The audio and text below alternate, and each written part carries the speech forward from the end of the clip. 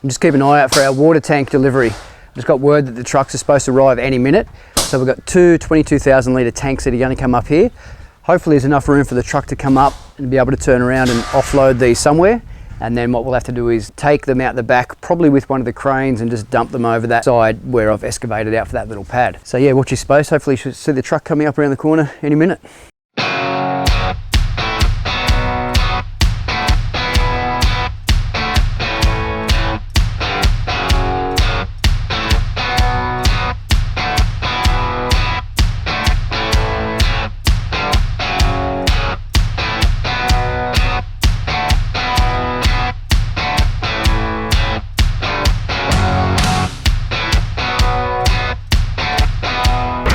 So there we go, 1 or 2 tanks delivered. Put that one against the bank so it won't blow away, and this next one we're just going to roll in front on the flat, and that way when we're ready for them and we want to bring the crane in, we can just pick them up and walk them out the back, maybe with a frantic crane there, and drop them into position. It's exciting to see these come.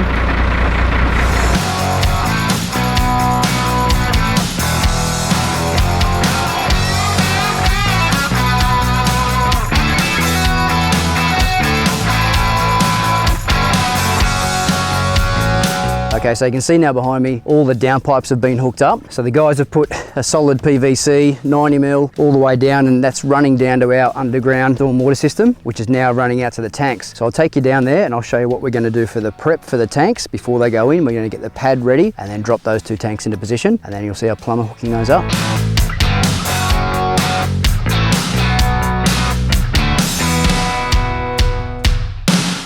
All right, so you can see where we left off. This is where we had the last of our stormwater coming out and just some of the temporary water diversions that I put in. Since we were here last time in the last episode, you wouldn't have seen any of this weed mat go down. So we've also put this over the top to try and stop a lot of that grass and weed in this area that's going to be hard to mow. So keeping that clean in front of the tanks. And now what we're going to be doing down the bottom is putting in all our formwork, some of the treated timbers around the base, spread the crusher dust over, and then make that pad for the tanks. So I'll take you down and we'll go through what the process is of putting all that into place.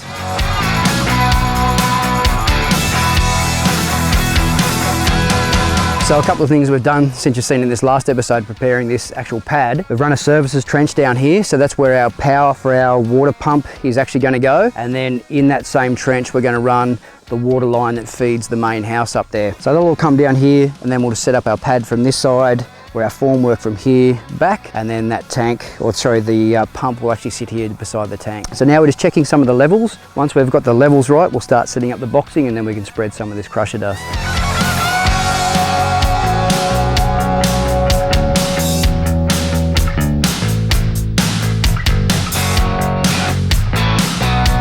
Okay, so we're doing a basic sort of set out. We know the tanks are about 3.5, almost 3.6. So we're gonna go 3.6 this way, which is the width of the tank. And then we're gonna go 2 tanks long, plus about 1 metre clearance in the middle between the 2 tanks. So now that we've got our levels right, we'll set this boxing up, pin it all out and get it set.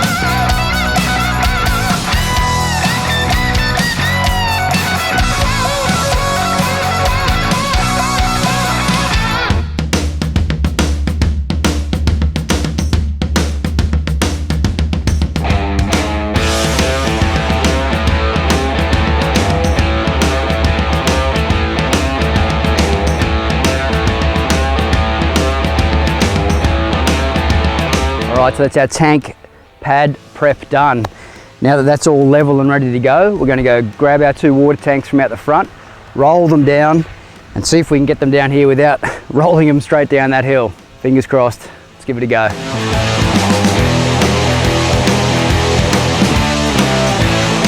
So let's see if we can roll it over on its side and then roll it up down the side there. Maybe that's not going to work. I think I'll tie something to the side of it and see if we can pull it over this way with the car. I'll get a strap and wrap it around the top and then just pull it from the top.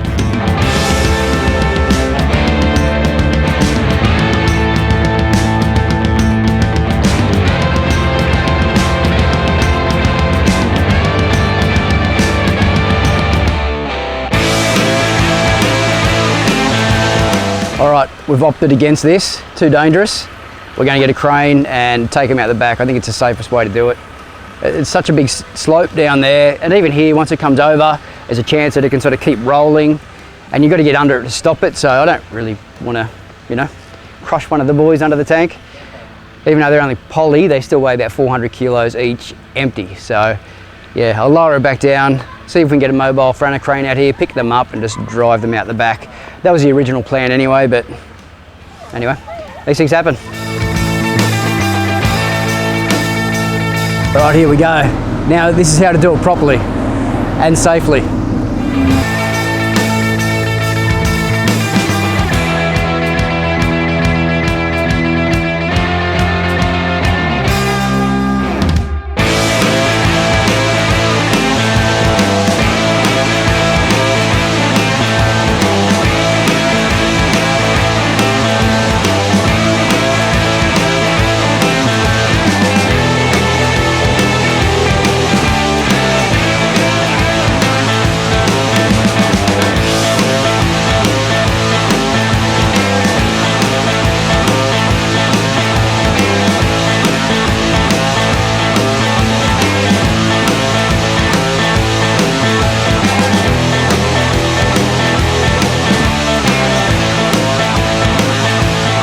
Just like that, we've got our 2 tanks in. That was a hell of a lot easier than what I had planned of trying to slide them and roll them down the hill.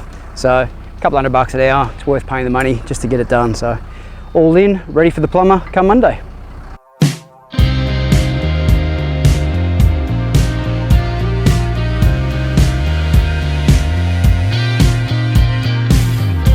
All right, so we've got our plumbers back today. Basically what the guys are going to be doing is hooking up the tanks. So putting in the valves at the bottom, connecting the two together, and then running the rest of the storm water to connect into the tanks. So I'll show you how the process happens and what's involved. And hopefully after today, we'll have some new water all hooked up to the house.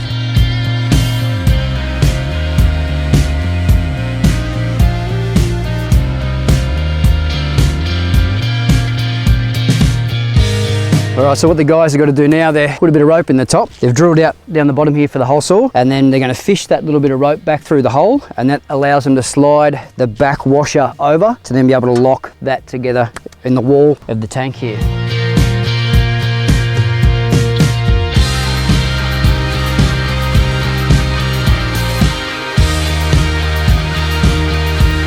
that's it. Slide the nut down the rope, and the guys have got it.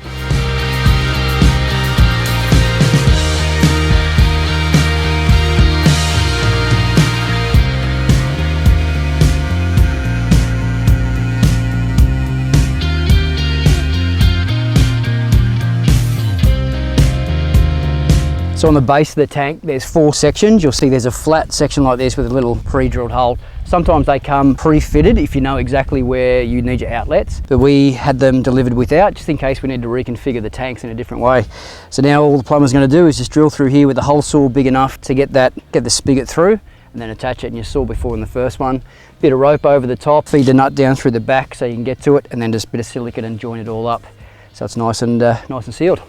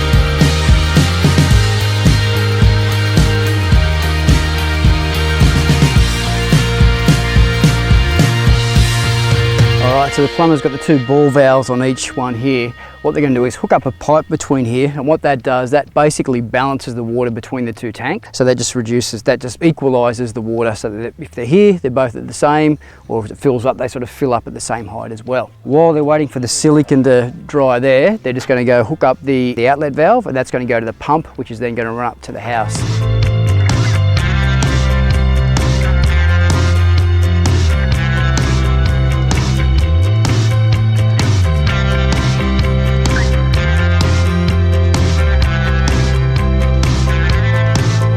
Alright, now one of the very last things that's happened in this tank installation is for this water filter system to go on. This one basically has UV light filter here, so the water passes through there and it gets zapped somehow. Don't ask me how it works exactly. And then these ones are the micron filters, which take out the sediment and some of the bacteria. And then it runs down and feeds into the house. And so that's it. That's the last thing to sort of top off. Get yourself a really good filter system to go with your tanks, and that way you know the water that's coming off the roof and into the house is nice and drinkable and nice and clean. Good little system.